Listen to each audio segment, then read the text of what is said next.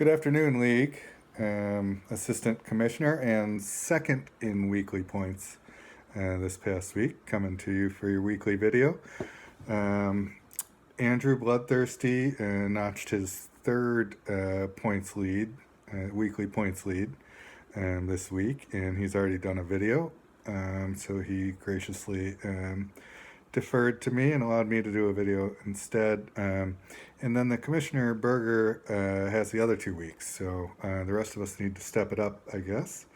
It's a little too early in the season for me to do my mid-season power ranks, so I was just going to talk about a couple of other things.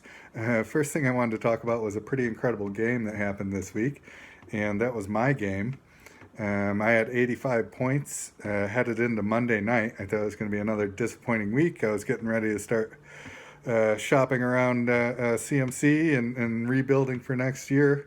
But Monday night went very well for me. I was down by 145 points with 3 players to go, and my opponent still had his defense to play. And Lamar Jackson ended up getting 99. Jonathan Taylor got 67. And Mark Andrews got 68, and I won my game by 80 points. So that was pretty incredible and fun for me, which is why I was so excited to do a video and talk about it. I was real pumped up after Monday night. So a couple other things. I just wanted to talk about a couple of teams this early in the season. The first one is Bloodthirsty. Like I said, third weekly points win this week. And he is obviously atop the standings. And I had him ranked last going into the regular season or after the draft.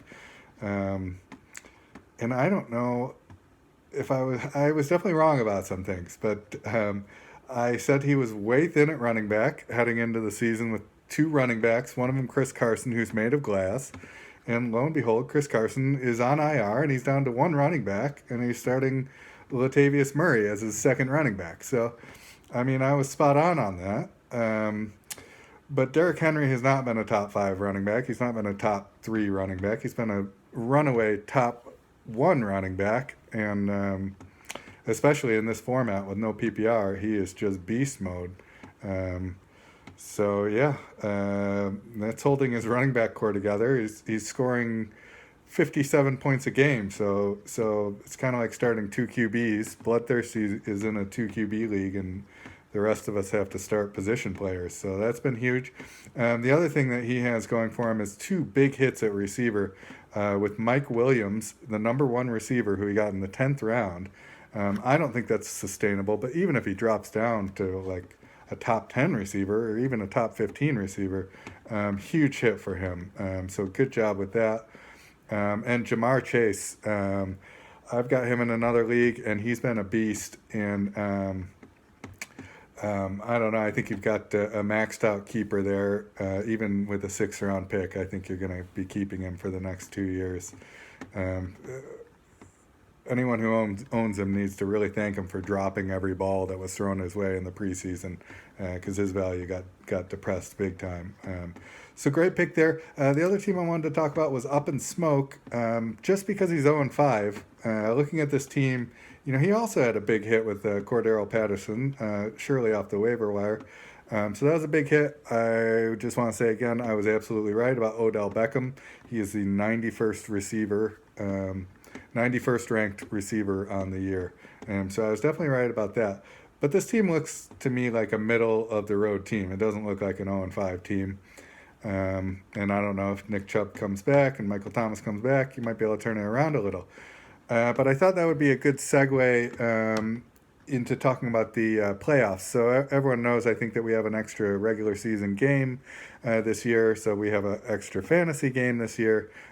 So 15 regular season weeks.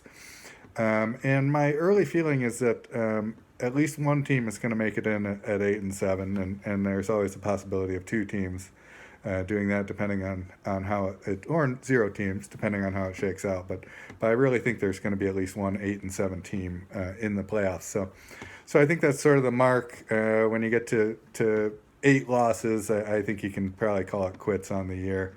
Um, so that brings me to something else I wanted to talk about, which was sort of the rules in this league for the new people. They're a little unusual. Our trade deadline is actually 2 weeks before the fantasy playoffs. Um, so it's sort of I don't know, tradition that once you're eliminated, you do your best to sell your team for future draft picks, so you can go into directly into a rebuild year for the next year.